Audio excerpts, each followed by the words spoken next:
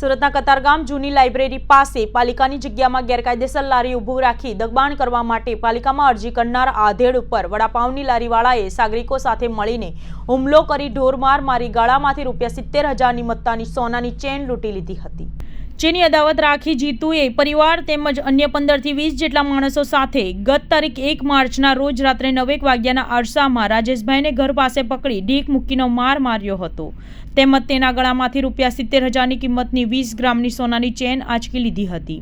રાજેશભાઈએ તેના ભાઈને ફોન કરતા તેઓ દોડી આવ્યા હતા અને ટોળામાંથી બચાવી ઘરે લઈ ગયા હતા। રાજેશભાઈએ ઘટના અંગે પોલીસ કંટ્રોલમાં જાણ કરી હતી। સ્થળ પર દોડી આવ્યા હતા અને બનાવ અંગે રાજેશભાઈએ કેળાવાળાની ફરિયાદને આધારે પોલીસે જીતુ સહિત ટોળા સામે લૂંટનો ગુનો દાખલ કરી તપાસ હાથ ધરી હતી।